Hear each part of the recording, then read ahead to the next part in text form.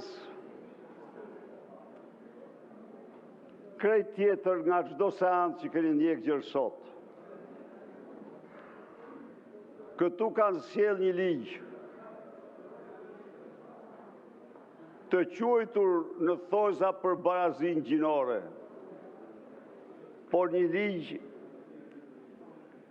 kryekput ideologjik, i cili bazohet absolutisht në përmbysjen e rendit gjinor, binar, shekullor dhe mbivjeçar, në përmbysjen e familjes dhe vlerave të saj, në përmbysjen e librave të shenjtë dhe moralit të tyre, në përmbysjen e të drejtës prindërore për edukimin e fëmijës së tij, në përmbysjen e çdo standardi të njohur gjërë sot. Theksoj dhe ritheksoj 1000 herë se kam qenë, jam dhe do mbetem i paepur në bindjet e mia dhe në programet e partisë për barazinë midis burrit dhe gruas, për barazinë midis nënës dhe babait, midis motrës dhe vllajt. Por, pikërisht, kjo barazi sot zhduket, sot merr goditjen me fatale, sepse kjo barazi e bazuar në binaritetin. Grua dhe burr, femër dhe mashkull, nën dhe baba, tashmë transformohet në përkatësi të shumë fishta gjinore. Tashmë transformohet në gjini me diversitet të gjerë. Gjini me diversitet të gjerë.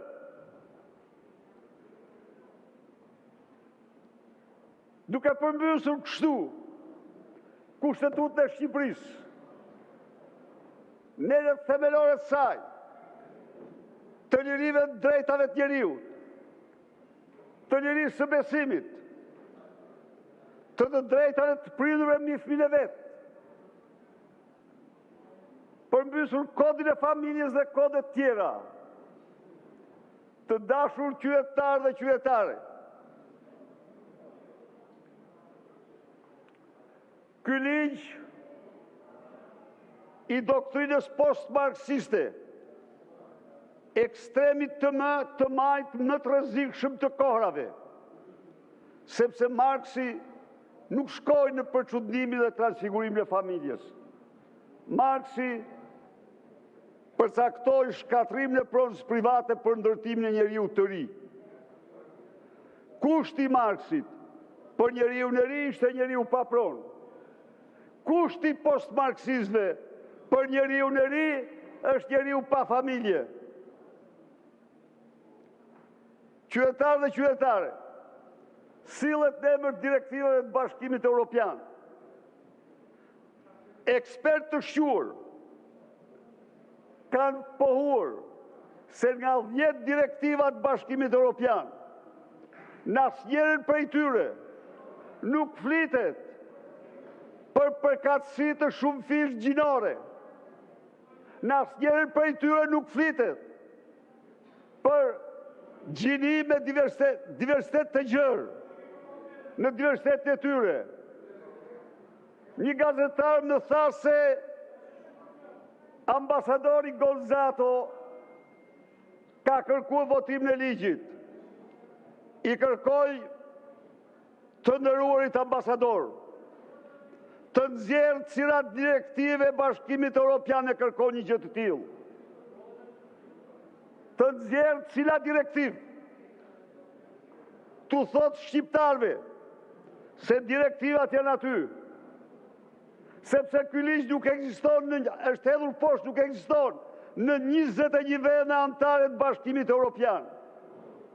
Sepse ky ligj është hedhur poshtë nga gjykata kushtetuese franceze në vitin 2016. Sepse ky ligj de facto u mohon prindërve të drejtë e edukimit të fëmijëve të tyre të bazuar në dhuntin që u ka dhënë Zoti vajzë ose djalë, apo natyra për ata që nuk besojnë Zotin. Sepse ky ligj gjobit udhëheqësit fetar shpirtëror, në qoftë se ata besimtarëve do u parashtrojnë mësimet e Kuranit, Biblës, Talmudit, sepse ky ligj de facto në shoqërinë post-marksiste të shtetit post-marksist godet familjen, godet identitetin familjar të bazuar në binaritetin biologjik. Pra, çfarë kanë bërë ky grup sorosianësh që ka pushtuar shtetin shqiptar, edhe ajo që erdhi, e rritur, e mkëmur dhe pasuruar familjarisht me fondet e monstres njerëzimit George Soros. Dhe tani, këtë ligj kërkojnë ta votojnë në ora 2 të natës. E kanë vendosur në pikën e 17, në pikën e nedis të pikën 17. Këtë ligj, i cili de facto përmbys kodin e familjes Republikës së Shqipërisë, kod që sankcionon se familja bazohet në gruan dhe burrin, në nënën dhe babajt, por tani duhet të shkruhet në përkatësi të shumë fishta gjinore në gjinit me diversitet të gjerë. Ky ligj hap rrugën krijimit fermave të grave, të cilat do të lidhin fëmijë të askujt. Është vazhdimi i ligjit që refuzuam këtu në parlamentin tjetër. S'ka ndodhur ndonjëherë që komunitetet fetare të vinë ta protestojnë me aq zemërim para parlamentit si sot. Por i ktheni kushtetutën ateiste të Enver Hoxhës dhe po jepni ngjyra europiane. S'ka asnjë lidhje me direktivën europiane. Asnjë lidhje. Dhe ata që e paraqesin u kërkojnë njerëzisht dhe thonë cila është direktiva. Ku shkruhet në dokumentet e Bashkimit Evropian përkatësie shumë fish gjinore apo gjini me diversitet të shumë, të gjerë. Në cilin dokument është i shkruar kjo? Në asnjë.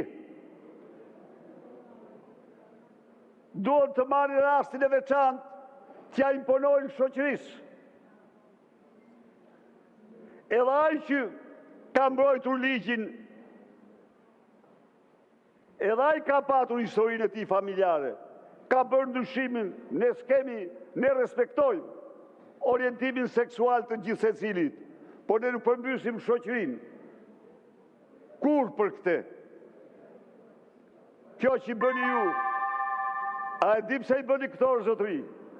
I bëni për të shpëtuar se jeni mafja më e rrezikshme në Europë dhe ata të cilët duhet t'u denancojnë ju për shkak të këtij ligji ju mbrojnë ju. A e di pse e bëni këtë ju? Se jeni hajdutët më të mëdhenj në Europë dhe ata që duhet t'u denancojnë ju për shkak të këtij ligji ju mbrojnë ju.